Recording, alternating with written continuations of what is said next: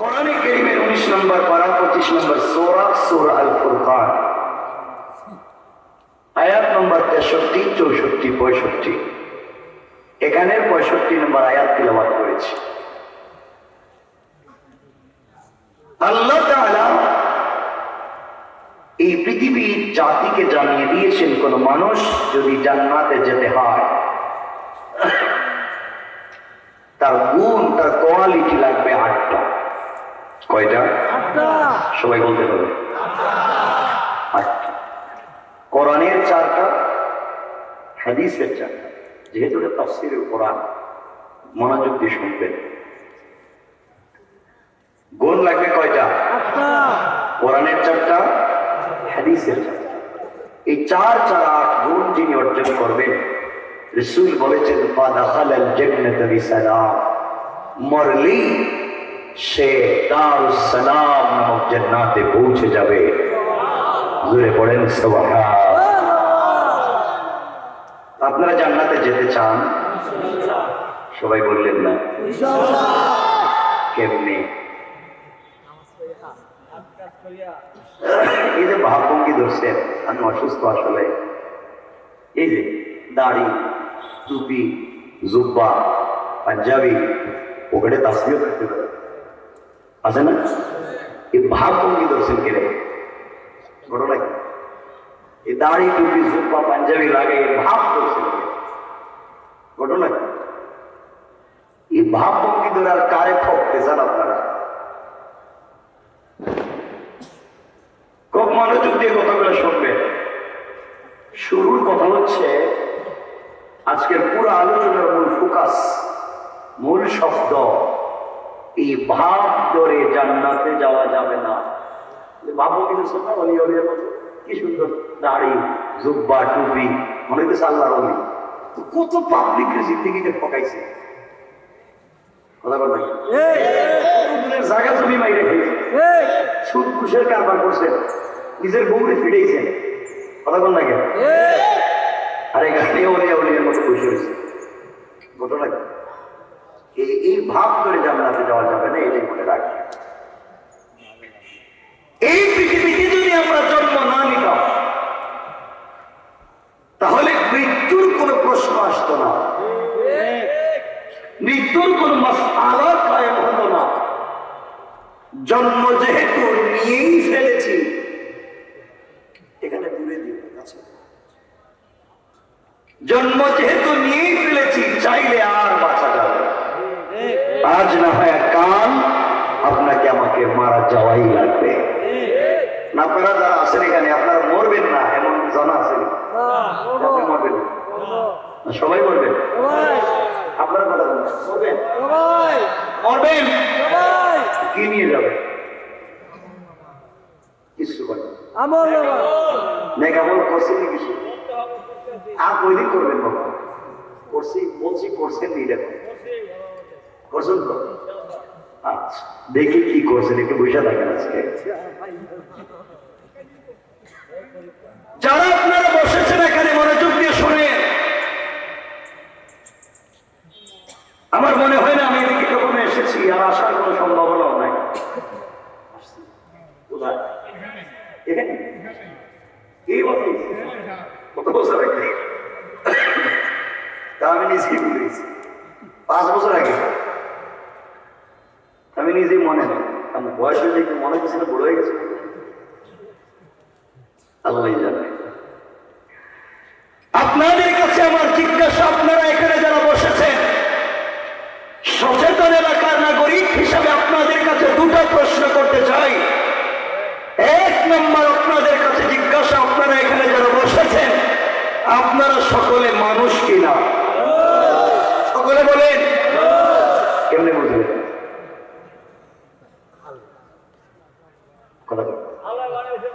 আরে আল্লাহ বানাইছে, আল্লাহ তো কত কুত্তা বিলাই বানাইছে। আপনারা বলেন মানুষ কিনা, এটা সত্য কথা বলেন।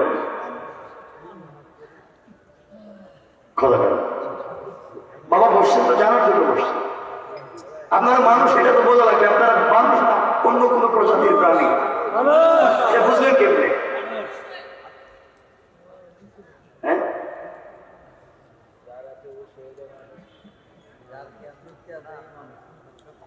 কেউ কিছু বলে না। আপনারা মনে করতে পারেন আপনাদের হাত আছে, পা আছে, পঞ্চ ইন্দ্রিয় আছে, নাক কান চোখ মুখ আছে, দেখতে মানুষের মতো মনে হয়, এই জন্য আপনারা মানুষ।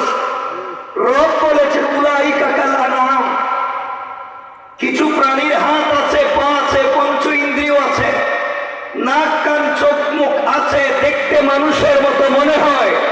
রব বলেছেন উলাইকা কাল আনআম, এরা চতুষ্পদ জন্তুর মতো, বালহুম আদাল, মাঝে মাঝে তার চাইতে আরো খারাপ।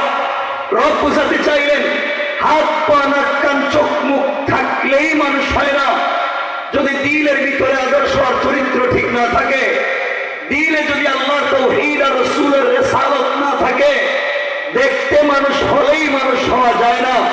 এই সমাজে অনেক মানুষ আছে যাদেরকে দেখতে মানুষের মতো মনে হয়, কিন্তু তাদের চরিত্র, তাদের কালচার, তাদের ব্যবহার, তাদের আদর্শ এই সমাজের কুকুরের চাইতে আরো খারাপ। সুতরাং দেখতে মানুষ, আল্লাহর কাছে কোনো দাম নাই। কথাগুলো বুঝবেন? নমরুদও দেখতে মানুষ, আল্লাহর কাছে কোনো দাম নাই। ইব্রাহিমও দেখতে মানুষ, আল্লাহর কাছে অনেক দামি। ফেরাউনও দেখতে মানুষ, আল্লাহর কাছে কোনো দাম নাই। মুসাও দেখতে মানুষ, আল্লাহর কাছে অনেক দামি। আবু বকরও দেখতে মানুষ, আল্লাহর কাছে অনেক দামি। আবু জাহালও দেখতে মানুষ, আল্লাহর কাছে কোনো দাম নাই। আবু জাহাল আর আবু বকর দেখতে দুজনই মানুষ, একজনের দাম আছে আর একজনের নাই। এই যে দাম নির্ধারণ করেছে, পার্থক্য আর ব্যবধান করেছে, দেখতে নয়, দেখতে তো সমান সমান, এই যে ব্যবধান করেছে আদর্শ আর চরিত্রে। আবু বকরের যে আদর্শ আবু জাহালের নাই, এই জন্য ব্যবধান। তোমাকে আমাকে দেখতে মানুষের মতো মনে হয়, আপনাদেরকেও দেখতে ভদ্র মানুষের মতো মনে হয়, কিন্তু চরিত্র আর আদর্শ যদি ঠিক না থাকে, আপনারাও দেখতে মানুষ আবু জাহালের মতো। কথা বলেন?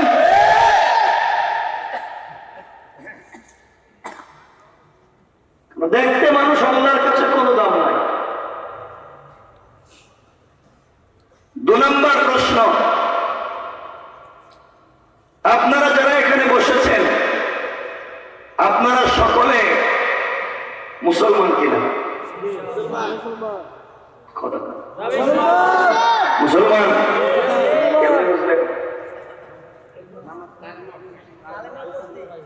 এই যে কালেমা পড়ছি, কি বলছি? নামাজ পড়ছি, কালেমা পড়ছি, নামাজ পড়ছি। কথা বলবেন, হাসপাতাল ভাব করছেন কেন? আপনারা মনে করতেছেন জান্নাতে যাইবেন একজন?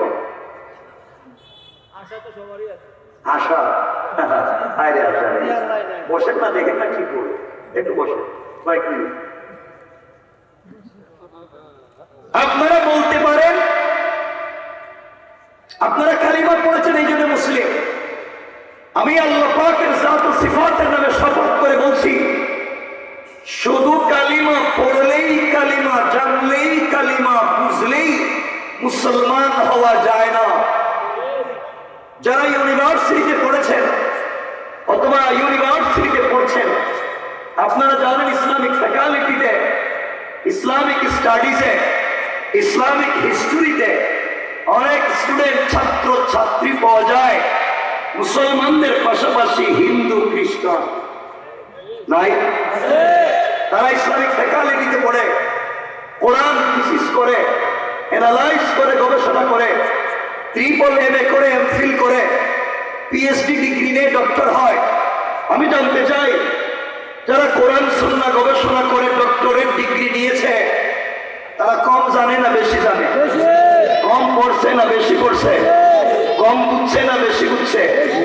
তাহলে যেই হিন্দু বৌদ্ধ খ্রিস্টান ভাই বোন কোরআন সুন্নাহ গবেষণা করে ডক্টরেট ডিগ্রি নিছে, তারা মুসলিম?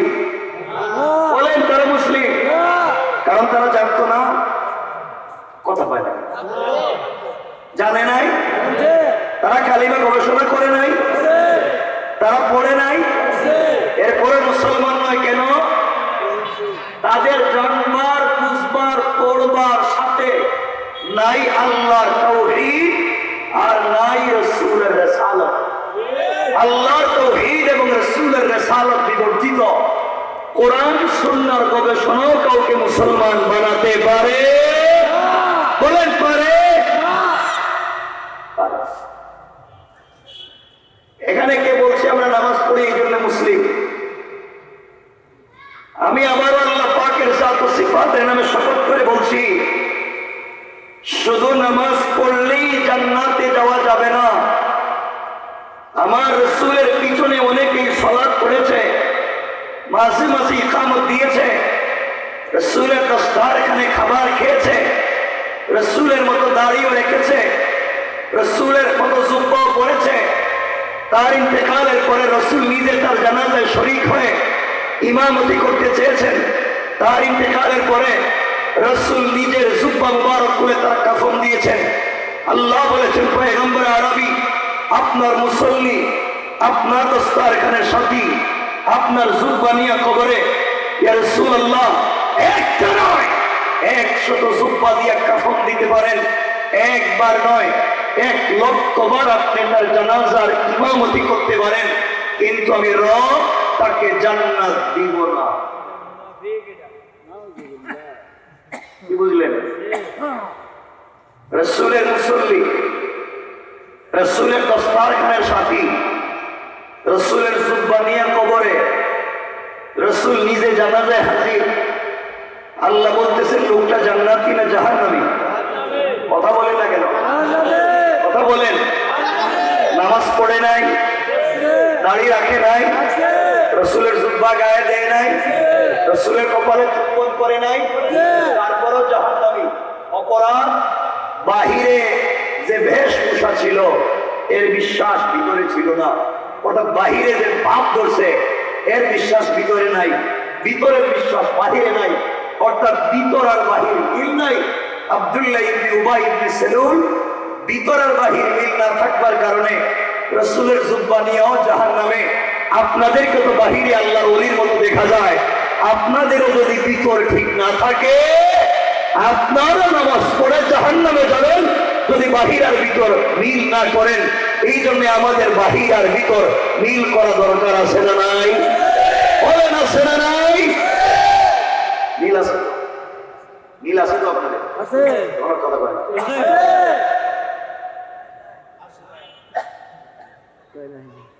এই যে আপনারা দাড়ি রাখছেন, আমিও রাখছি, আর মনে মনে ভাবতেছেন হয়তো দাড়ি দেখাইয়া দেখাইয়া জান্নাতে চলে যাব। এই দাড়ি দেখাইয়া জান্নাতে যাওয়া যাবে না, কারণ তোমার আমার চাইতে বহুত লম্বা দাড়ি আজকালকের বহুত হিন্দুরাও রাখে। কথা বলেন না কেন? না নাই? ভাব তুমি ধরছো, ভাব এও ধরছো। আপনি বলবেন মাথায় সুন্দর একটা টুপি দিয়া অথবা ডিজাইন করে একটা পাগড়ি মাথায় দিলেই তো আল্লাহর ওলি হওয়া যায়, ও বুঝে বড় পেশা। আপনার এই জায়গায়ও চিন্তা ভুল, কারণ এই পৃথিবীতে সব থেকে সুন্দর টুপি এবং সব থেকে ডিজাইন করা পাগড়ি যারা মাথায় দেয় তারা অধিকাংশই শিখ। বলেন না কেন? শিখের মাথায় পাগড়ি দেখছেন? কথা কয় না? ছোট না বড়? ডিজাইন কম না বেশি? ভাব বেশি। কি ভাবতেছেন? আপনারা বলবেন হুজুর আমাদের তো তসবিহ আছে, ওদের তো তসবিহ নাই। আমরা তো তসবিহ পাবলিকে দেখাইয়া দেখাই এখানে রাইকা রাইকা পড়ি। আমরা তো মসজিদে বসে বসে তসবিহ পড়ি, আমরা তো বড় আল্লাহর ওলি। এই জায়গায় আপনার চিন্তা ভুল, কারণ এই পৃথিবীতে অনেক হিন্দুদের ব্রাহ্মণ ভাই বোন আছে, ব্রাহ্মণ, তারাও দেখবেন সকালবেলা তসবিহ পড়ে, তোমার মা আমার মতো দেখাইয়া পড়ে না। তারা সকালবেলা হাতে আগে একটা কাপড়ের ব্যাগ নিয়ে এতটুকুন ব্যাগের ভিতরে হাত ঢোকায়, ওখানে তসবিহ পড়ে। কথা বলেন না কেন? তুমি তো দেখাইয়া পড়ো, হে তো দুপুরে পড়ে, ভাব তো হে বেশি। তাহলে বোঝা গেল ভাব ভঙ্গি ধরেই জান্নাতে যাওয়া যাবে না যদি আদর্শ আর চরিত্র ঠিক না থাকে। ঠিক কিনা বলে? তাই আপনাদের অসুবিধা হইতেছে না? কষ্ট হইতেছে না?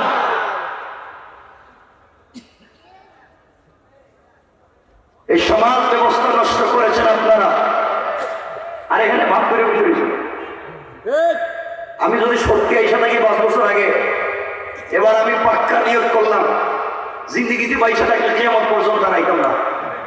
আপনারাও নিয়ত করেন জিন্দিগিতে পয়সা থাকলে আমার দাওয়াত দিবেন না। কথা বলা বুঝেন না কি বলতেছে? মানে আমি তো সবার মতো কথা কই না, কিন্তু আমি এখন যতক্ষণ কথা বলবো এগুলো শোনা লাগবে। কথা বলেন, এটা খারাপ লাগুক আর ভালো লাগুক শুনবেন। কথা কয় না? আরে বাবা, মুরব্বীরা হয়তো জিজ্ঞে কয় না, যদি হার্ট অ্যাটাক করে হয়ে যায় যাইব কই? হসপিটালে গিয়ে তো লাভ নাই। কারণ আজকালকে হসপিটালের চেয়ারে অধিকাংশ সময় ডাক্তারের চেয়ারে বসে রয়েছে ডাক্তার। আজকালকে ডাক্তারের চেয়ারে ডাক্তারেরা বসে রয়েছে, কসাইয়েরা বসে রয়েছে, অপারেশন না করে 8-10 লাখ টাকা বিল উঠে দেয়। এই জন্য হয়তো মুরব্বীরা কয় ডরায়।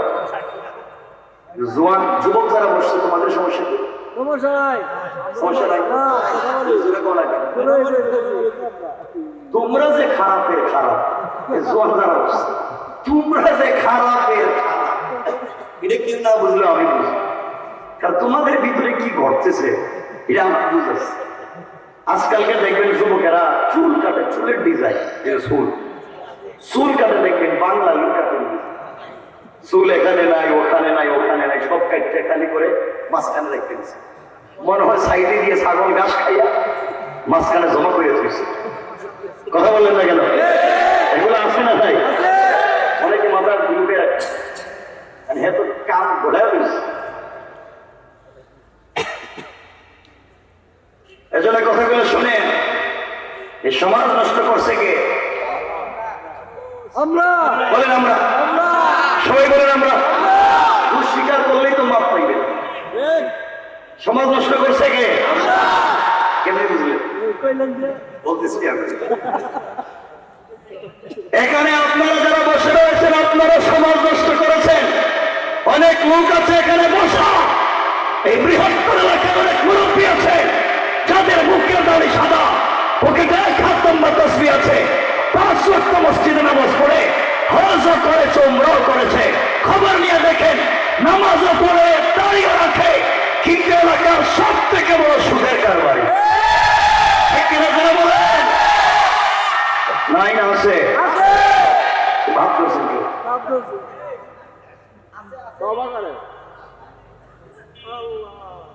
যারা সুদের কারবার করে, কোরআন বলছে তারা তাদের আল্লাহ এবং তার রাসূলের বিরুদ্ধে যুদ্ধের মতো অপরাধ করে। যারা সুদের কারবার করে তারা তাদের মায়ের সাথে জেনার মতো অপরাধ করে। যারা নিজের মায়ের সাথে জেনার মতো অপরাধ করে, যারা আল্লাহ এবং তার রাসূলের বিরুদ্ধে যুদ্ধের মতো অপরাধ করে, তারা যত ভাব আর ভঙ্গি ধরুক না কেন, তারা তওবা না করে পর্যন্ত জান্নাতে যেতে পারবে না। ঠিক আছে? এলাকা আসেনি? আছে? এখানে কেউ আছো? এখানে হাত তুলো যে আমি হে কামলা।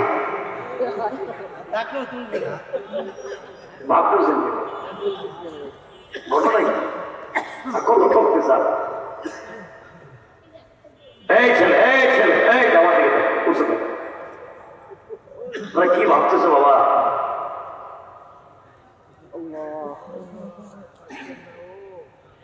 সমাজ আপনারা নষ্ট করেছেন। এখানে অনেক মুরব্বী বসা আযানের পরে মসজিদে নামাজে যান না। রব বলেছেন হাইয়া আলাল ফালাহ, কল্যাণ আমার কাছে, কামিয়াবি আমার কাছে, ইজ্জত সম্মান আর সফলতা আমার কাছে। আর অনেক মুরব্বী আছে আযানের পরে মসজিদে নামাজে না গিয়া চার দোকানে বৈশা বৈশা টেলিভিশন দেখে। আর বদনাম করে, গীবত করে, শিকায়াত করে, চুগলখড়ি করে, সমালোচনা করে, চার দোকানে বৈশা মুরব্বী কইতেছে কার বউ কার সাথে বাইকে গেল, কার ছেলে কার মেরে নিয়ে গেছে গা। এই নিয়ে মুরব্বীর চার দোকানে টেনশনের শেষ নাই। অথচ মুরব্বী যে মহিলা কই যাইবো এই চিন্তা নাই। কথা বলেন না কেন? এগুলো এলাকায় নাই, বলতে হবে নাই। ভাবতেছেন কি? বলছিলাম না ওয়াজের আগে ভাবতে গেল কই যাইতেছে, আমি ঠকাইতেছে না। অনেক লোক আছে এলাকায়, তোমার গ্রামগঞ্জে খবর নেন, আওয়াবিন করে ফজরের নামাজ জামাতে পড়ে, 5 ওয়াক্ত নামাজ পড়ে, তাহাজ্জুদের নামাজও পড়ে, সকালবেলা কোরআন শরীফও পড়ে, পীর সাহেবের দ্বারা তসবিহ পড়ে, সব পয়রা সাইরা কুদাল একটা কান্দে নিয়া আল্লাহর নামের জিকির করে করে জমিতে যায়, আর আল্লাহর নামের জিকির কইরা আরেকজনের আইল কেটে ঢুকে দেয়। ঠিক কিনা বলেন? বলেন নাই? এগুলো নাই? বলেন নাই? হ্যাঁ, ঘটনা কি? আর কত ঠকতে চান যেন আপনাদের খারাপ লাগবে আমি জানি। নিয়োগ করেন জিন্দিগিতে আমার চেহারা দেখবেন, এরপর শোনা লাগবে কয়েক মিনিট। আপনারা শয়তান ছিলেন, শয়তান মারার জন্য মক্কায় যায়, 8 লাখ 10 লাখ খরচ করে হজে গিয়া জামারাতে শয়তানদের কঙ্কর মারে, শয়তানদের পাথর মারে। আপনারা দেখছেন? যারা হজে গেছেন আপনারা জানেন জামারাতে কি মারে? শয়তানরে পাথর মারে। যে শয়তানদের মক্কায় 10 লাখ খরচ করে পাথর মারতে গেছেন, এটা কোন থানা? ফতুল্লাহ। ফতুল্লাহ নারায়ণগঞ্জে যেই শয়তানদের 10 লাখ খরচ করে মক্কায় পাথর মারতে গেছে, এই শয়তান জিন্দিগিতে ফতুল্লাহ ইসা সুদের কারবার করছে। কথা কয় না? সার দোকানে বসে বদনাম করছে, কুদাল দিয়ে আই কাটছে, এরপরে হেরে মারতে গেছেন কিন্তু শয়তান তো এলাকা পাথর এখানে মারতে গেছেন কিন্তু ঘটনা কি? বিষয়টা কি বুঝতে পারবো? শয়তান এখানে পাথর মারতে গেছে মক্কায়। বাবারে জান্নাতে তো সহজ না। কে বুঝাইছে আপনাদেরকে? এটাই বুঝতেছিলেন। বুঝাইছে কি আপনাদেরকে জান্নাতটা এত সোজা? জান্নাত যদি এত সোজা হইতো, রসুল যে রসুল জান্নাত নিয়ে এসেছেন, এই রসুল সারা রাত চেষ্টায় করে পাও ফুলাইয়া দিতেন না। যে সাহাবা কেরাম জান্নাতের সার্টিফিকেট পাইছে, তারাও নিজের জীবন দিয়ে যুদ্ধ করে শহীদ ভিতরে আজরাইল দিও না, মাইরা থাকতে দাও। সমাজ আপনার নষ্ট করেছেন যারা ভিলেজ পলিটিক্স করেন, এলাকার রাজনীতি করেন, এলাকার মরল, এলাকার মাতবর, এলাকার বিচারী, পঞ্চায়েতের বড় মুরব্বী, এলাকার সর্দার, কাসম রব্বে পাকের জাতের এলাকায় অনেক পঞ্চায়েতের মুরব্বী আছে, তারা পঞ্চায়েতের বিচার করতে গিয়া এক কাপ রং চা খাইয়া এদিকে বিচারকে এদিকে দিয়া দেয়।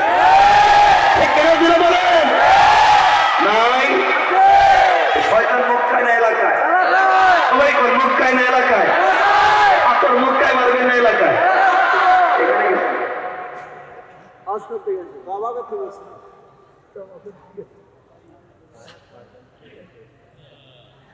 গত হজে দেখলাম খাসি সাহেব হজে গিয়া জামারাতে পাথর মারতেছে, মারতে মারতে বুঝে আমি উঠে গেছে, জুতা খুললে মারতেছে।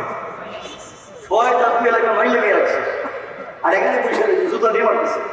আপনি যেই শয়তানরে জুতা খুললে 10 লাখ খরচ করে মারতে গেছেন, এই শয়তান কোনদিন এলাকায় এক কাপ রং চা খাইয়া বিচার করেন। এমন মুরব্বী আছে এক প্যাকেট ব্যাংসন সিগারেট গড়াইয়া দিলে বিচার খায় না। কথা বলেন না কেন? এমন মুরব্বী আছে পঞ্চায়েতের একটা বিচার একটা তারিখে শেষ হয়, ডেট দিয়ে 5টা, প্রত্যেক ডেটে 1000। কথা বল না কেন? এগুলা নাই? বলতে হবে নাই? শয়তান এলাকায় না মক্কায়? জুতা কই মারবেন? আবার বলেন, সবাই বলেন। কে রিমান আপনার? এই তো এই শয়তানের বলো, এই কালিমার তুমিও কালিমার দাওয়াত দিবা, আমিও দিব। তুমি দাওয়াত দিয়ে মিষ্টি খাইবা, আমি দাওয়াত দিয়ে মাইর খাইব। তোমার কালিমারি সমস্যা কি? তুমি ফাতর মাইরা মক্কায় গিয়ে পূর্বগুলো খাইবা, আর এলাকায় ফাতর মারলে মাইর খাইবে, এই জন্য ফাতর মারবা না। এটা কোন সুন্নতে দেখছে? কোন ইসলাম বাবা? বসে রয়েছে তো ভাব হয়ে গেল। ইসলামে তো সহজ নয়। আমি জানি আপনাদের খুব কষ্ট হইতেছে, আমি তো সংক্ষেপ করে দিই।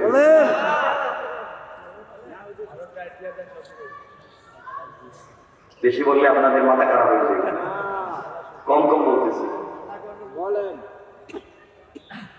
অনেক মুরব্বী আছেন দেখবেন এলাকায়, আমি জানি না এখানে কেউ রাগ করেন না, এখানে হয়তো মসজিদ মাদ্রাসার সভাপতি সেক্রেটারি আছে না, অনেকে খেতে পারে, মসজিদের সভাপতি কেশিয়ার আছে, আপনারা রাগ করেন থাকুক, ভালো মানুষ যারা ওয়াজে আইছে সহযোগিতার ওয়াজ মাহফিল, এরা ভালো মানুষ, কিন্তু সমাজ নষ্ট, পরিবার নষ্ট, শেষ পর্যন্ত আল্লাহর ঘর মসজিদ পর্যন্ত নষ্ট। আপনাদের বৃহত্তর লোকের খবর নেন, ম্যাক্সিমাম মসজিদের সভাপতি সুদখোর, ক্যাশিয়ার ঘুষখোর, সেক্রেটারি দুর্নীতিবাজ, চাঁদাবাজ, বদমাইশ, পেন্সিলের ব্যবসায়ী, ইয়াবা ব্যবসায়ী, ইয়াতিমের জায়গা দখল করে, বিধবার বাড়ি দখল করে, গরিবের রাস্তাঘাট বন্ধ করে, গরিবের সম্পত্তি নিজের নামে কুয়াশাল দলিল বানায়, ইয়াতিমের সম্পত্তি নিজের নামে রেকর্ড করে, কোরস্থানের পয়সা মাইরা খায়, শেষ বয়সে মসজিদ মাদ্রাসার দায়িত্বশীল হয়ে যায়। নাই আছে?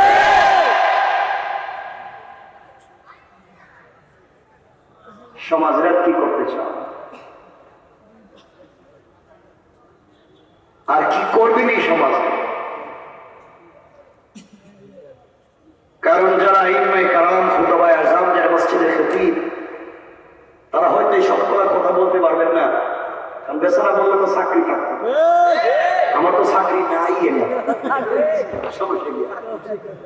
আর আমার যদি 10 লাখও আলোচনা শুনেন, দেখবেন এভাবে কথা কইতেছে। আমার বন্ধুদের কথাগুলো দিল দিয়ে শুনেন, ভালো করে বুঝেন। সমাজ আপনি আর আমি নষ্ট করে দিয়েছি। আজকালকে দেখবেন অনেক বাচ্চারা মসজিদে নামাজে যায়, আর কিছু মুসল্লি এদেরকে বাইর করে দেয়। কথা বলেন না কেন? এগুলো আছে কেন বাইর করে? কথা বলে কেন? কি ডিস্টার্ব করে? আমাদের কি করে? ডিস্টার্বটা কি? দৌড়াদৌড়ি করে, আর কথা কয়, আর কয় কি? আর কি মারপিট করে, আর কি তার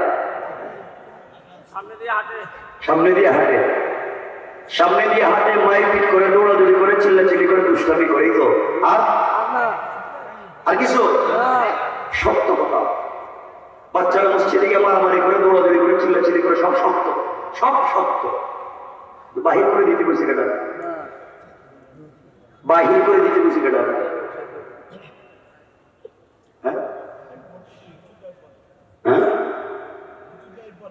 হুজুররা, আরে না, হুজুর হইল, হুজুররা বলে, মুরব্বী বাবা, মসজিদে আপনার নামাজ কবুল হয় না। নামাজ পড়ে সুদ খাও, নামাজ পড়ে ঘুষ খাও, নামাজ পড়ে যুবকদের চরিত্র নষ্ট করো, ইয়াবা ফেন্সিলের ব্যবসা করো, নামাজ পড়ে গরিবের সম্পত্তি দখল করো, আপনার নামাজ কবুল হয় না। মসজিদে যদি নামাজ কবুল হয়, এই মাসুম বাচ্চাদের ওসিলায় নামাজ কবুল হয়। ছেলেদেরকে বাইর করো।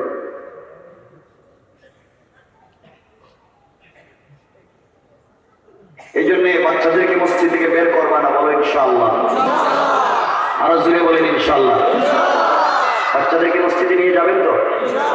আপনাদের কি লজ্জা হয় না যে আপনি হাত ধরাইয়া বাচ্চাকে বাজারে, যে ফতুল্লা বাজার, যে নারায়ণগঞ্জ, চিনাচ্ছেন বাচ্চাকে, এটা তোমার নানার বাড়ি, এটা তোমার দাদার বাড়ি, এটা আমার বিজনেস, এটা তোমার বাবার বিজনেস, দাদার বিজনেস, সব হাত ধরাইয়া চিনাইলেন। বাচ্চাটাকে হাত ধরাইয়া আল্লাহর ঘর চিনাইলেন না। আল্লাহ যদি বলে নিমক হারাম সব চিনাইলে, বাচ্চাটাকে হাত ধরে আমার ঘরে নিয়ে গেলে না, বাচ্চাটাকে আমি আল্লাহকে চিনাইলে না, কি জবাব দিবেন? কি আছে আপনার জবাব? কি আছে?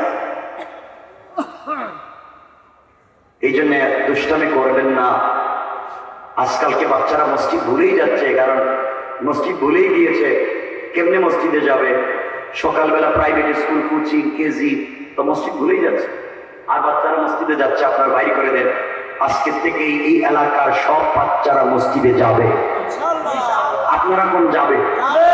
সবাই বলেন, বাচ্চারা মসজিদে যাবে। সিনেমা হলে যেতে বলছি, যাত্রা গানে যেতে বলছি না, আল্লাহর ঘরে যেতে বলছি। সে মারামারি করলে আল্লাহর ঘরে করবে। আপনার কি? আপনার রেজিস্ট্রি করা সম্পত্তিতে মারামারি করে নাই, করছে আল্লাহর ঘরে। অপরাধ করে আল্লাহর ঘরে করেছে, হিসাব আল্লাহর কাছে দিবে। আপনি কে ভাই? কথা বলেন না কেন?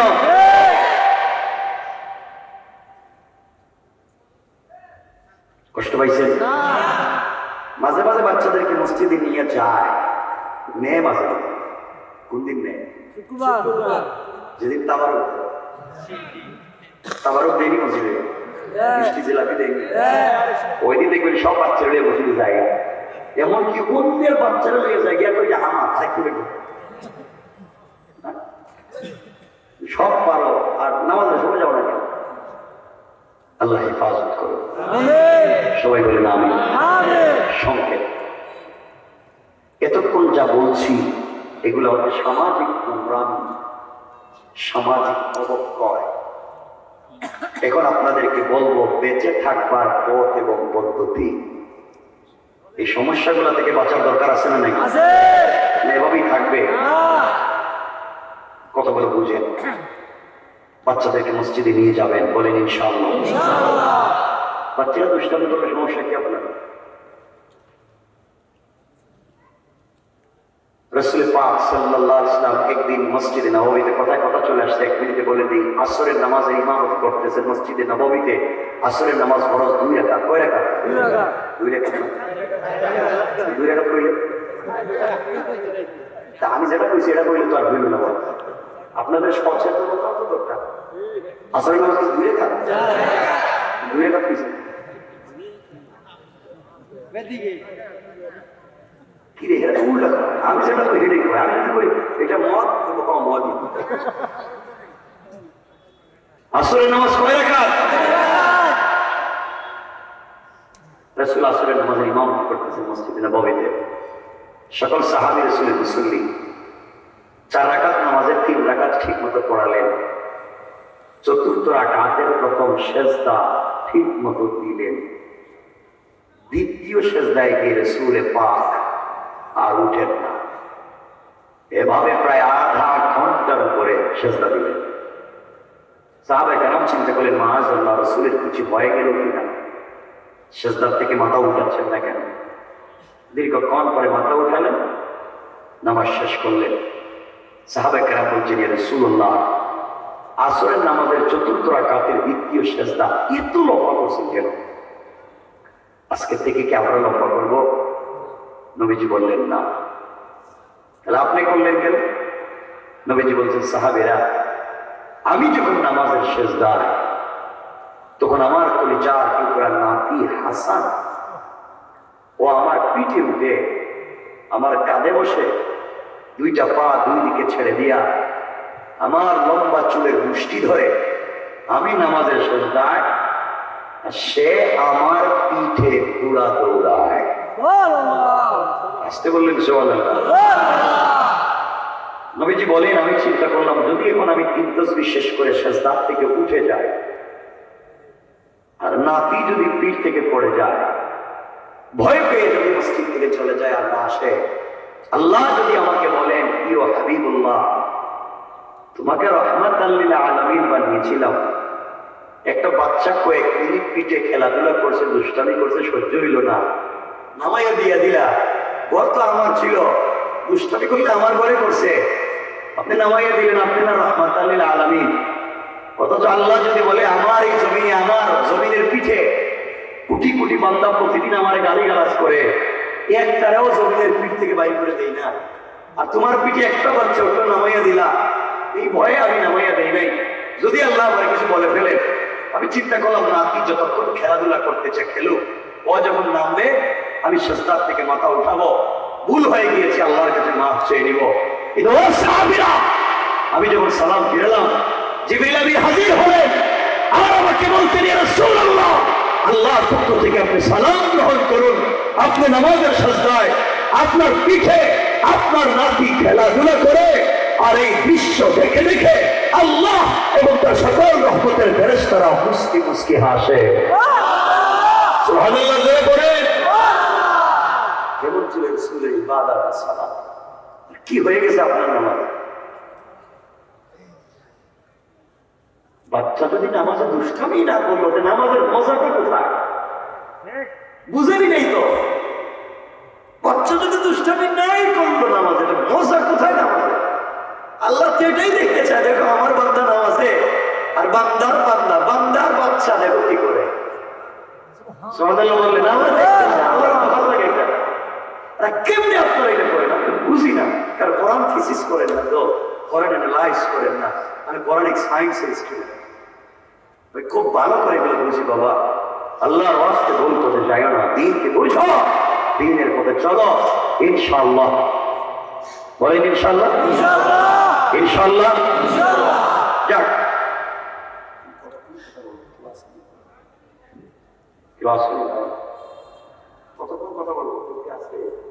বেশি লম্বা করবো না, কষ্ট হইতেছে আপনাদের, মনে কষ্ট হইতেছে।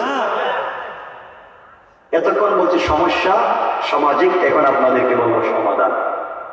মনোযোগ দিন। আমার মুসলমান বন্ধুগণ, গভীর মনোযোগ। এই দুনিয়ার জমিনে আল্লাহ রাব্বুল ইজ্জত ওয়াল জালাল আখিরি জামানার পয়গম্বর সরকারে কায়নাত দো জাহানের সরদার নবী রহমত জনাবে মুহাম্মদ রাসূলুল্লাহ সাল্লাল্লাহু আলাইহি ওয়াসাল্লামকে আল্লাহ তাআলা জানিয়ে দিলেন, বন্ধু আমার, দুনিয়ার জমিনে যারা আমি আল্লাহর গোলাম দাবি করবে, আশিক রাসূল দাবি করবে, আল্লাহর গোলামের কোন কি কোয়ালিটি, কি কন্ডিশন, কি আমার আল্লাহ কোরআনে কারীমের 19 নম্বর পারা 25 নম্বর সূরা আল ফুরকানের 63 নম্বর আয়াত থেকে আমার আল্লাহ এক এক করে গুণগুলা বর্ণনা করতে লাগলেন। আমার আল্লাহ বললেন, ওয়াইবাদুর রাহমানিল্লাযীনা ইয়ামশুনা আলাল আরদি হাওনা। আল্লাহ রাব্বুল ইজ্জত ওয়াল জালাল বলছেন, মুসলমানেরা, এই দুনিয়ার জমিনে যারা আমি আল্লাহর গোলাম দাবি করবে, আশিক রাসূল দাবি করবে, আমি আল্লাহর গোলাম যারা নিজেকে মনে করবে, বান্দারে আমি আল্লাহর গোলামের 1 নম্বর গুণ হলো আমার বান্দা দুনিয়ার জমিনে কোনদিন অহংকার করতে পারে না। কি করতে পারে না? এই বৃহত্তর ফতুল্লাহ এলাকায় আল্লাহ যাদেরকে টাকার মালিক বানিয়েছে, মিল ফ্যাক্টরির মালিক বানিয়েছে, শিল্পের মালিক বানিয়েছে, গাড়ির মালিক বানিয়েছে, কল কারখানার মালিক বানিয়েছে, গাড়ির মালিক, বাড়ির মালিক বানিয়েছে, আপনি আপনার সম্পদের কারণে অহংকার করতে পারেন না। চলার পথে আপনি যদি আপনার সম্পদের কারণে অহংকার করে বসেন, আমার আল্লাহ চাইলে 10 তলা থেকে থাপড়াইয়া গাছতলায় নামাইয়া দিতে আমার আল্লাহর 1 মিনিটও দেরি হবে না। কোন ঠিক কিনা? আর আপনি যদি অহংকার ছেড়ে দিতে পারেন, চলার পথে নিজেকে ছোট করে ফেলতে পারেন, আমার আল্লাহ চাইলে 10 তলা থেকে নয়, আমার আল্লাহ চাইলে গাছতলা থেকে, বাঁশতলা থেকে কান ধরে 10 তলার মালিক বানাইয়া দিতে আমার আল্লাহর 1 মুহূর্ত দেরি হবে না। কোন ঠিক কিনা? এজন্য অহংকার করা যাবে না। সবাই বলেন না, যাবে না। আপনারা করেননি? আপনারা তো উলিয়ে উলিয়ে বলে দিয়েছেন না কয়। দেখবেন এলাকায় আগে বেচারার পয়সা পাতি ছিল না, এলাকার গরিব মানুষ ছিল, এলাকার নতুন পয়সাওয়ালা, দেখবেন পয়সার গরমে এলাকার সাধারণ পাবলিককে ঠিক মতো চিনে না। ঠিক না? অহংকার করবেন না। আজ থেকে 50 বছর আগে এই এলাকায় অনেকের ঘরে ছিল লাখ লাখ টাকা, মানে লাখ কোটি। আজ তার ছেলে মেয়েরা মানুষের ফ্যাক্টরিতে কাজ করে খায়। আর আজ থেকে 50 বছর আগে এই এলাকায় অনেকের ঘর ছিল ঝুপড়ি ঘর, বৃষ্টি দিলে টিন লাগাবার পয়সা ছিল না। আজ তার ছেলে মেয়ের ঘরে আল্লাহ লাখ লাখ টাকা, কোটি কোটি টাকার মালিক বানাইছে। আছে না নাই? কে করতে পারে? কে? আওয়াজ করে বলেন, কে? অহংকার করে যাবে। এখন যদি আমরা আলোচনা শুরু করি, অহংকার করলে ক্ষতি কি, অহংকার ছেড়ে দিলে লাভ কি? আমাদের কমপক্ষে সময় লাগবে 3 ঘন্টা। শুনেন তো, বলুন, শুনেন। এটার অলরেডি 5 ঘন্টার একটা ফুল আলোচনা। অহংকার করলে ক্ষতি কি, অহংকার ছেড়ে দিলে লাভ কি, ফুল 5 ঘন্টার একটা আলোচনা আমার অলরেডি আছে। এত লম্বা আলোচনা করার সুযোগ নাই। শুধু এতটুকু মনে রাখবেন, অহংকার করা যাবে, সবাই বলেন না যাবে। আল্লাহর গোলামের 2 নম্বর গুণ আল্লাহ বললেন, ওয়াইদা খাতাবাহুমুল জাহিলুনা ক্বালু সালামা। আল্লাহ রাব্বুল ইজ্জত ওয়াল জালাল বলছেন, মুসলমানেরা এই দুনিয়ার জমিনে যারা আমি আল্লাহর গোলাম দাবি করবে, আশিক রাসূল দাবি করবে, আল্লাহর গোলাম যারা নিজেকে মনে করবে বান্দারে, আল্লাহর গোলামের 2 নম্বর গুণ হলো আমার গোলামকে কেউ গালি দিলে গালির জবাব দিবে না, আঘাত করলে আঘাতের জবাব দিবে না, গীবত শিকায়ত সমালোচনা করলে জবাব দিবে না, বরং আমি আল্লাহর গোলামকে কেউ যদি গালি দেয়, আমার গোলাম গালির জবাবে গালি না দেয়া ওই ব্যক্তির জন্য শান্তি আর সালামতের দোয়া করে যায়। পড়েন সুবহানাল্লাহ। আল্লাহর গোলামের 2 নম্বর গুণ গালি দেওয়া যাবে না। কথা বলেন না যাবে, যাবে। অহংকারটা শুধু আপনাদের ভিতরে ঢুকছে তা না, অহংকার গাঁটটি আমাদের ভিতরে ঢুকে গেছে। হুজুর যারা আমাদের ভিতরে অহংকার গাঁটটি ঢুকে গেছে। দেখবেন কেউ যদি এলাকায়, মাঝে মাঝে দেখবেন কেউ যদি এলাকায় বড় হুজুর হয়ে যায়, তিনি আর সাধারণ পাবলিকের সালাম দেন। কথা বল দেখেন, আমি সালাম দিব, বড় হুজুর আমরা সালাম দেব, বড় হুজুরের সালাম দিলে জবাব দেবে না, ঠিক আছে ঠিক আছে ঠিক আছে কি তা।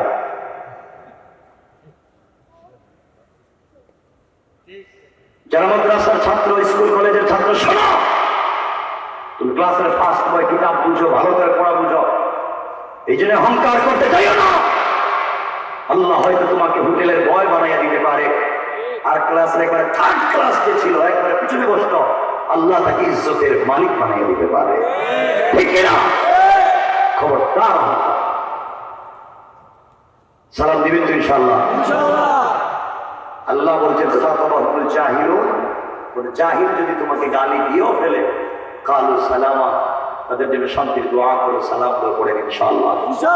আপনারা সালাম দেননি?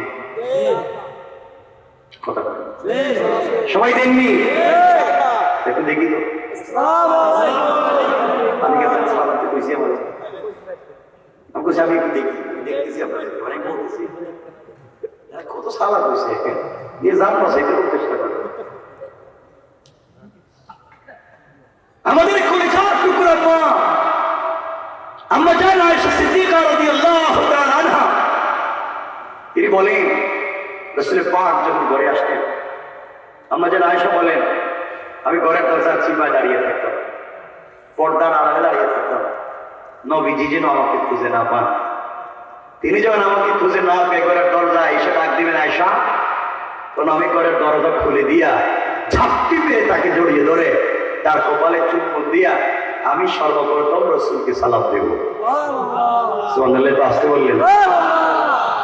কিন্তু আম্মা জান আয়েশা বলেন, আল্লাহে, আল্লাহর জাত ও সিফাতের কসম, আমি আমার জিন্দেগিতে রাসূলের পাককে আগে সালাম দিতে পারি নাই, বরং রাসূল ঘরে আসার অনেক দূরে থাকতে আমাকে সালাম দিত।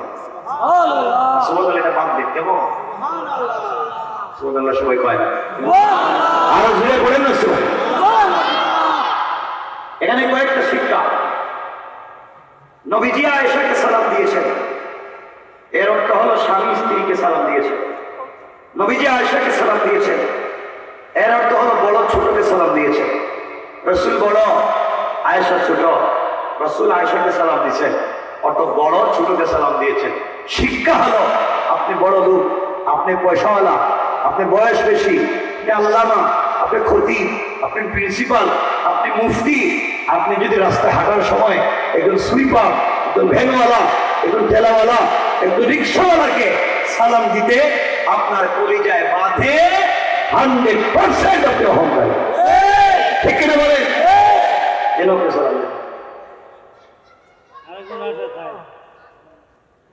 রাসূল আয়েশাকে সালাম হলো রাসূল বাহির থেকে এসে ঘরে সালাম দিয়েছে, শিক্ষা হলো বাহির থেকে এসে ঘরে সালাম দিতে হয়। অর্থ দাঁড়ালো বাহির থেকে আসলে ঘরে সালাম দিতে হয়।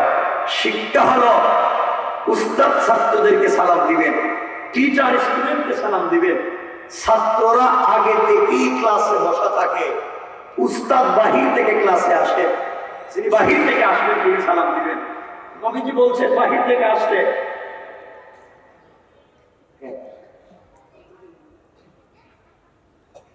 বাহির থেকে আসলে ভিতরে সালাম দিতে হয়।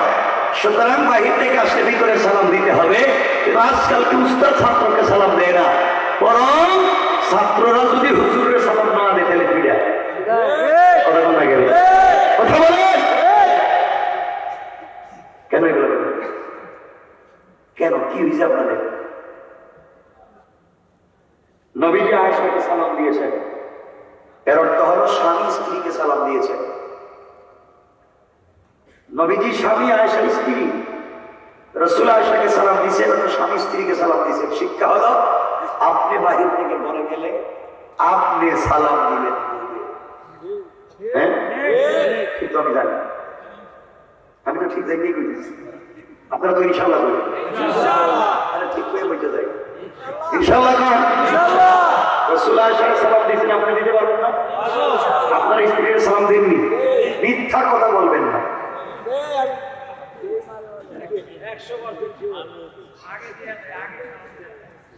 বউ আগে সালাম দিয়ে দেয়, কি ভালোবাসা এই ভালোবাসা। আপনারা সবাই স্ত্রীর সালাম দেন না কেন? সবাই দেন না কেন?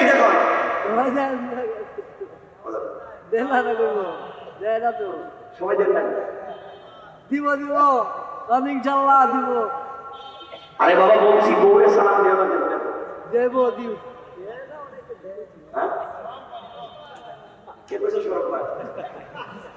বউরে সালাম দিতে স্মরণ করে আর বউরে ফিরে কাপড় খুলে যে ফিরে তোমার স্মরণ করে না। বউরে সালাম বউরে সালাম দিবে। ওই দিন আমার একজন বললো বউরে ফিডাইতে ফিডাইতে মারতে মারতে বউরে কইতেছে তুই আমারে আব্বা কো। নাউজুবিল্লাহ। বউ মায়ের খাইতে খাইতে পায়ে ধরে বলতেছে তুই আমার বাপ। এর বন্ধু বান্ধবের কাছে বলতেছে তোমরা আমার সিলুন হেবি কেনা, আমি বউরে বাপ দিয়ে ছেড়ে দিচ্ছি। শয়তান আল্লাহরে জিজ্ঞাসা তুমি আমার শয়তান বানিয়েছিলে কেন? এই কামটা তো আমি করি, কথা বলে না কেন? বউরে ফিরে আবার সালাম দিবেন। আরে শোনো, এদের মুরব্বীরা আমার চেহারা দিকে তাকে হাসতেছে, দেখেন না স্যার হাসতেছে। এরা চিন্তা করতেছে বাবা 50-60 বছর গেছে বউকে সালাম দিলাম, আজকে যদি সালাম দিই বউ মনে করবো বউরা খুব কাম ঘটাইছে আর আমার সালাম দিয়ে ভাব মারতেছে, ঠিক না? বউ যাই মনে করো আপনি সালাম দিবেন, এটাই করা শেষ। বলেন জোরে বলেন ইনশাল্লাহ দিবেন তো ইনশাল্লাহ। আজকে বাসায় গিয়া ঘরের দরজা দাঁড়াইয়া বলবেন স্ত্রী আসসালামু আলাইকুম ওয়া রাহমাতুল্লাহ। বউ কই বৌমা পুরারে এত রাতে কোন বুঝতে দেবো? আপনি বলবেন কোন বুঝতে ধরে না, বলছে এই মাত্র পূর্ব মুসলিম পড়াও ওয়াজ করছে আর আমি সুন্নাত আদায় করছি। সালাম দিবেন সবাই বলেন হ্যাঁ বউ নাই। ওরে আমার বউ নাই রে, কি ভালো হয়েছে তোমার বউ নাই, কপালে খারাপ তোরা বউ নাই, প্রেম করতে চাই বাস করতে, ঠিক কিনা?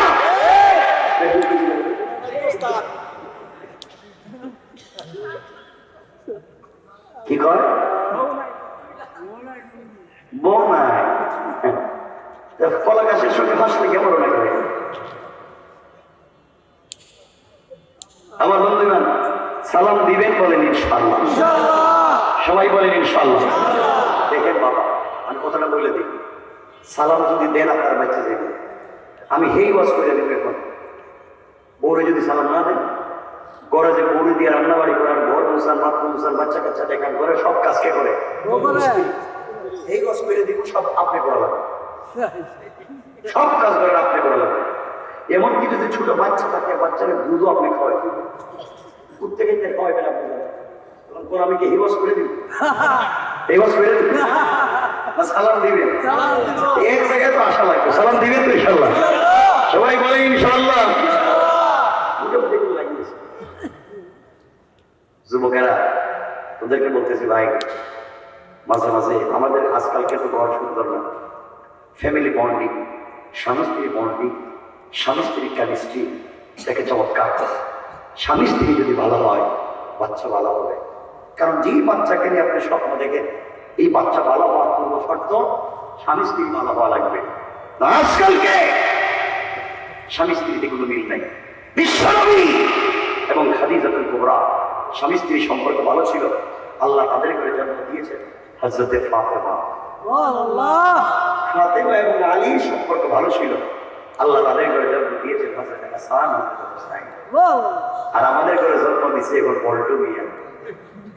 আজকালকে আমাদের করে জন্ম দিয়ে বল্টু, বল্টু দুনিয়ায় সে কিছু খায় না, এরা সবাই থেকে লাগে টেলিভিশনে মুটু পাটু দেখে। কথা বলেন না কেন? এই জন্য পরিবারকে সুন্দর করেন, বলে ইনশাআল্লাহ। কি করতে দিব? এক নম্বর কি দিতে? মাঝে মাঝে ঘরে গিয়া, মাঝে মাঝে ঘরে গিয়ে বউরে নিজের হাত দিয়ে মুখে উঠে খাওয়াইয়া দিব। খায় না, খায় না, খায় না। বলছি স্ত্রীরে মাঝে মাঝে মুখে উঠে খাওয়াইয়া দিই। মানে ইনশাআল্লাহ বিশ্বনবী সারা জিন্দেগি হযরতে আয়েশাকে নিজের হাতে খাইয়ে দিয়েছে। আয়েশা বলছে রাসূল আমাকে কোলে করে ঘুম পাড়াতেন। সুবহানাল্লাহ বলে। যেতে গেলে একটা নতুন পোশাক পরে যাওয়া লাগবে। ফাতেমা বলছেন আমার তো পোশাক নেই, আমার পাপেরই নাই, আমি কোথায় পাবো? যেতে পারবো না তোমার বিয়েতে। মেয়ে বলছে তাহলে আমার জিন্দেগিতে বিয়ে হবে না। ফাতেমা বলছে দেখো আমার তো কাপড় নাই। ইহুদির মেয়ে দাঁড়িয়ে গিয়েছে, ফাতেমাকে জড়িয়ে ডাক দিয়ে বলেছে, ফাতেমা তুমি আমাকে বলেছো এই পৃথিবীতে চলার পথে তোমার একজনের সঙ্গে ভালো সম্পর্ক। ও ফাতেমা তুমি বলেছো তাকে পাওয়ার জন্য সারাদিন রোজা রাখো, তাকে পাওয়ার জন্য সারা রাত নামাজে কাটাইয়া দাও, জীবন যৌবন তার জন্য বিসর্জন করেছ। ফাতেমা তুমি আমাকে বলেছ তোমার সৃষ্টিকর্তা আল্লাহকে তুমি মন প্রাণ জয় করে ভালোবাসো। ফাতেমা তুমি আমাকে বলেছ তোমার আল্লাহর অনেক ক্ষমতা, তোমার বাবাকে অহুদ পাহাড় পরিমাণ স্বর্ণ আর সম্পদ দিতে চাইছে, তোমার বাপ নেয় নাই। তুমি বলেছ তোমার আল্লাহ আসমান জমিন বানাইছে। ও ফাতেমা তোমার আল্লাহ যদি এত ক্ষমতা হয়, সে আল্লাহ কি তোমাকে একটা নতুন পোশাকের ব্যবস্থা করতে পারে না?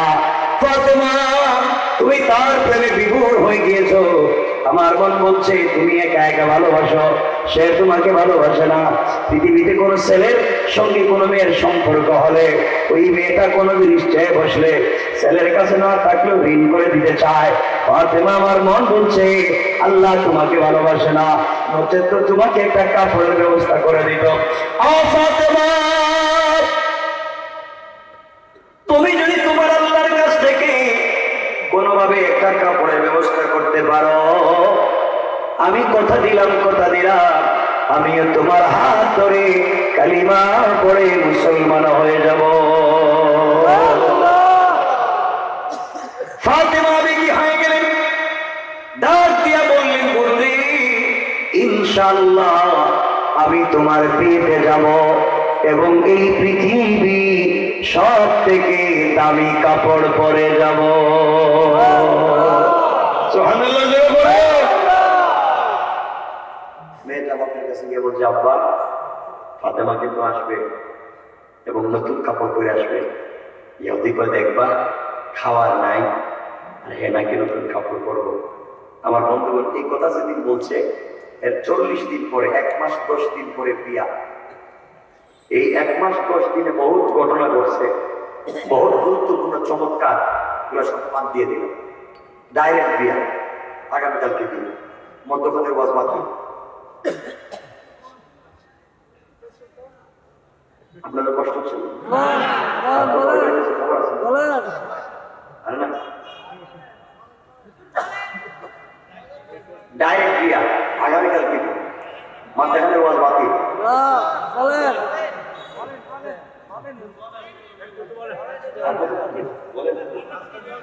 আর শুনেন বলেন বলেন কালকে বিয়া দিন বিয়ে কালকে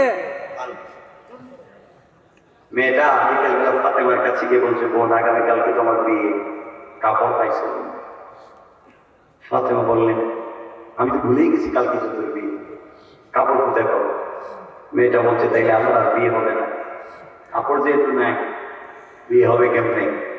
ফাতেমা বললেন শোনো টেনশন করো না, এখানে এক রাত বাকি আছে, আমি যার সাথে সম্পর্ক করি যার সাথে প্রেম, এক রাত বাকি আছে। আমার আল্লাহ চাইলে একটা মুহূর্তে আসমানকে জমিন বানাতে পারে, জমিনকে আসমান বানাতে পারে, সাগরকে নগর বানাতে পারে, নগরকে সাগর বানাতে পারে। আমার আল্লাহ সব পারে। এক রাত বাকি আছে, আমার বিশ্বাস এক রাতের ভিতরে কাপড়ের ব্যবস্থা হয়ে যাবে। ঘুরে পড়েন না সোয়াব। আপনাদের কি কষ্ট হয়? সুবহানাল্লাহ সুবহানাল্লাহ বলেন। ফাতেমা গভীর রাত্র হয়ে গিয়েছে, তারও আমাদের। ফাতেমা রাত্রবেলা মুসল্লা বিছায় কাঁদছে, আল্লাহর কাছে ডাক দিয়া বলেছে আল্লাহ এই পৃথিবীতে একমাত্র তোমাকে ভালোবেসে গেলাম, জীবন যৌবন বিসর্জন করে তোমাকে ভালোবাসলাম। আয় আল্লাহ তাআলা তোমার কাছে আমি জানতে চাই তুমি কি আমাকে ভালোবাসো না?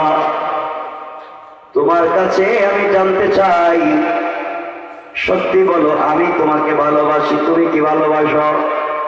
এই পৃথিবীতে তোমার কাছে আজ পর্যন্ত কিছু চাই নাই, ভাঙ্গা করে খেয়ে না খেয়ে থাকি, মনে মনে আশা আখিরাতে তোমাকে পেয়ে যাব। আয় আল্লাহ আজ তোমার কাছে একটা জিনিসের আবদার করতে চাই, এটা ফাতেমার চাহিদা পুরাবার জন্য না, ফাতেমার সৌন্দর্য বাড়াবার জন্য না, একটা জিনিসের আবদার করতে চাই, ওইটা দিয়ে আমি ইহুদির মেয়ের বিয়ে বাড়িতে যাব। আমার বাবা মানুষের বাড়িতে বাড়িতে দিনের দাওয়াত দেয়, আমি মেয়ে মানুষ হওয়ার কারণে যেতে পারি না। আল্লাহ তুমি আমাকে একটা কাপড়ের ব্যবস্থা করে দাও, জীবনে তোমার কাছে কিছু চাইলাম না, ওই কাপড় পরে ইহুদির মেয়ের বিয়ে বাড়িতে যেতে চাই। ওই বাড়িতে যত মহিলারা বিয়ে বাড়িতে জমা হবে সকল মহিলারা যেন কাপড়ের দিকে তাকাইয়া কালিমা পড়ে মুসলমান হয়ে যায়। ফাতেমা দোয়া শেষ করেছে, মুসল্লা রেখে দিয়েছেন, হঠাৎ করে ঘরের দরজা জানালা বন্ধ, তাকাইয়া দেখে ঘরের কর্নারে 2টা কাপড়ের প্যাকেট। সুবহানাল্লাহ বলেন। ফাতেমা কাপড়ের প্যাকেট গুলো হাতে নিয়েছে, বাবার কাছে ডাক দিয়ে বলেছে বাবা আল্লাহর কাছে কবির রজনী দেখা পড়ে আবদার করেছি, কে দিয়ে গেল বাবা? নবীজি কাপড়গুলো হাতে নিলেন, একটা প্যাকেট খুললেন, খুলে দেখেন একটা সালোয়ার একটা কামিজ, আর একটা প্যাকেট খুলে দেখেন একটা ওড়না, কামিজের মধ্যে স্টোন দিয়া পাথরের টুকরা দিয়ে ডিজাইন করা, ওড়নার মধ্যে গ্লাসের টুকরা দিয়ে ডিজাইন করা। এত সুন্দর ডিজাইনের কাপড় কে দিয়ে গেল? এমন সময় নবীজি শুনেন কে যেন দরজা নক করেছে, রাসূল পাক দরজা খুলে দিলেন, জিবরিল আমিন ঘরের ভিতরে প্রবেশ করলেন, সালাম দিয়ে বলছেন ইয়া রাসূলুল্লাহি আল্লাহর পক্ষ থেকে আপনি সালাম গ্রহণ করেন, আপনার মেয়ে ফাতেমা আপনার ঘরে থেকে খেয়ে না খেয়ে আল্লাহর সঙ্গে এমন সম্পর্ক করেছে, আল্লাহ তাআলা আমি জিবরিল আমিনকে দিয়া জান্নাতুল ফিরদাউস থেকে এক সেট কাপড় পাঠাইয়া দিয়েছে। নবীজি বললেন মা, কাঁদলেন কতক্ষণ, কান্না করে বলছেন মা এই নো কাপড়, এই কাপড় পরে তুমি আগামীকালকে ইহুদির মেয়ের বিয়ে বাড়িতে যাইও, পর্দার সাথে যাও। এই যে নবীজি ফাতেমাকে বললেন পর্দার সাথে যাইও, এটারও একটা লম্বা ব্যাখ্যা আছে। কেন বললেন ফাতেমা তো এমনি পর্দা করবে? বলার পিছনের কারণ কি? এটা সব পাপ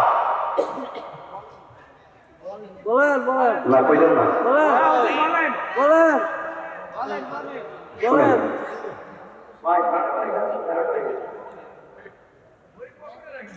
এটা বাতিল বলেন না, শোনেন না? বলেন আর বলতেছি তো, বলেন বলতেছি। বলেন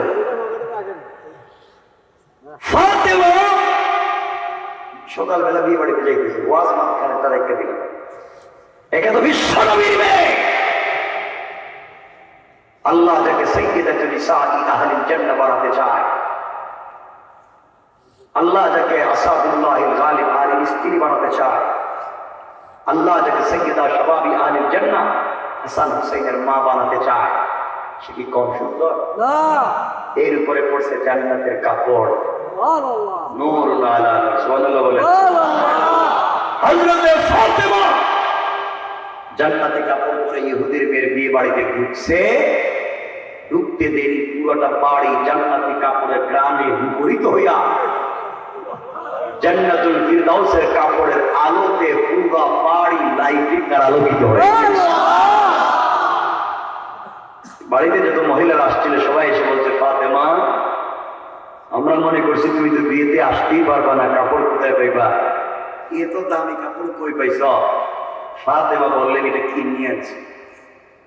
কি করছি? কিনে আনছে ওইটা কোন মার্কেট থেকে কিনছ? আমরা তো সব মার্কেট চিনি, কিন্তু তুমি কোথেকে এত দামি কাপড় কিনলা? ফাতেমা বলছেন, দেখো আমি যে মার্কেট থেকে কাপড় কিনছি তোদের বাপ দাদা সদ্য গোষ্ঠীও এই মার্কেটের জীবনে যায়নি। সুবহানাল্লাহ বললেন না? মহিলারা তো কই কি, আমরা ফতুল্লাহ নারায়ণগঞ্জের সব মার্কেট চিনি। হ্যাঁ, কোন জায়গায় সিপাতল্লি আছে, কোন জায়গায় ফুচকা বিক্রি হয়, কোন জায়গায় সটকটি বিক্রি হয়, এটাও জানি। এমনকি স্বামীর মোবাইল নাম্বার মোবাইলে না থাকলেও দোকানের ম্যানেজারের নাম্বার আছে, ঠিক না? আমরা তো সব জানি। ফাতেমা কই দেখি মার্কেট চিনতাম না। ফাতেমা বলছেন, আমি যে দোকান থেকে কাপড় কিনছি তোমরা এগুলা চিনবা না। যেই মেয়ের বিয়ে হওয়ার কথা, ওই মেয়ে এসে ফাতেমার যখন কাপড় দেখছে, দেখি বাপরে ডাক দিয়ে বলছে, আব্বা আজকের বিয়েতে আমি রাজি না, বিয়ে করতাম না। ওই সব আয়োজন শেষ, খাওয়া দাওয়া শুরু, বিয়ে করতে না মানি? ওই ফাতেমা যে কাপড় পরছে আর তুমি আমার যে কাপড় দিছ, আমার কাপড় দিয়ে তো ফাতেমার জুতাই মুছা যাবে না। সুবহানাল্লাহ বললেন না?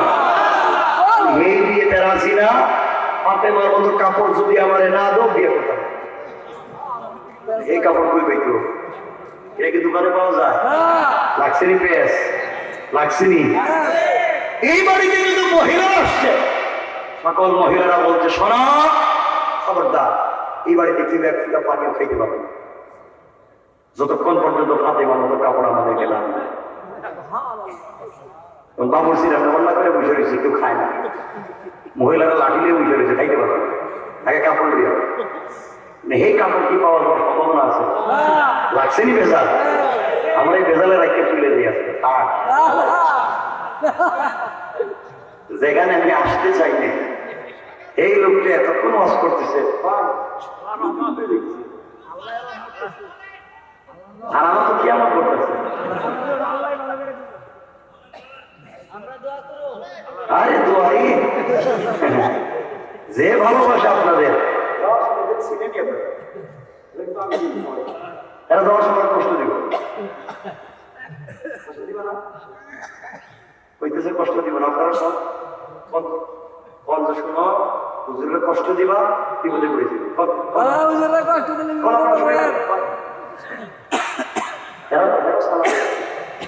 এরা কয় না,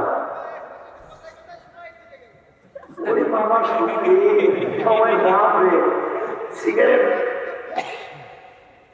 আমার বন্ধুগণ কথা শেষ করে দিচ্ছে, লম্বা করবো না। ফাতেমা, সবাই মহিলারা এসে বলছে, ফাতেমা কাপড়টা কয় টাকা দিয়ে কিনছ? ফাতেমা বলছে, দেখো 6 টাকা দিয়ে কিনি, ওদের বাপ দাদার সম্পত্তি বিক্রি করে কিডনিও যদি বিক্রি করো, এই কাপড় কিনা তো দূরের কথা, আমার কাপড়ে যে পাথর দিয়ে ডিজাইন করে একটা পাথরের টুকরাও কিনতে পারবো। মহিলাদের জিদ কম না বেশি? মহিলারা তো দেখছেন গরিবের মেয়ে আমাদেরকে ক্ষেত্রে আর দিতেছে। সব মহিলারা বলছে ফাতেমা যাইতে পারবা না, বলো থেকে কিনছো? আমরা এই কাপড় কিনে আনো মার্কেট থেকে।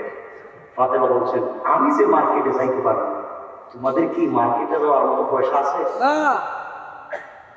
না, এদের সবারই পয়সা আছে, ফাতেমার নাই। মহিলারা তো দেখছেন কই কি গরিবের মেয়ে আমাদেরকে দেয়, বলো কোন মার্কেট থেকে কিনছো? এক পর্যায়ে ফাতেমা বলে ফেললেন, শোনো, যেই দোকান থেকে কাপড় কিনেছি ওই দোকানের নাম জান্নাতুল ফিরদাউস। যেই মার্কেট থেকে কাপড় কিনেছি ওই মার্কেটের নাম জান্নাত। মহিলারা চিন্তা করে জান্নাতুল ফিরদাউস জান্নাত, আমাদের মার্কেটের নাম তো শরীফুদ্দিনের মার্কেট, এই জান্নাত কই গেল? এটা তো নাম শুনলাম না। মহিলারা ফাতেমা এই মার্কেটে কই আছে? ওই মার্কেট আছে যাওয়ার রাস্তা কোন দিকে? নারায়ণপুর না ফতুল্লা? এই রাস্তা চিনবা না, ভিআইপি রাস্তা, সিকিউর রাস্তা, যে কেউ চাইলে যেতে পারবো না, এটা অন্য রাস্তা। মহিলারা বলছে তুমি বলো এটা কোন রাস্তা দিয়ে যাওয়া লাগে? এক পর্যায়ে ফাতেমা বলে ফেললেন, শোনো, যে দোকান থেকে কিনেছি ওই দোকানের নাম জান্নাতুল ফিরদাউস। যেই মার্কেট থেকে কিনেছি ওই মার্কেটের নাম জান্নাত। আর ওই মার্কেটে যেই রাস্তা দিয়ে গিয়েছি ওই রাস্তা হলো ইহদিনাস সিরাতাল মুস্তাকিম।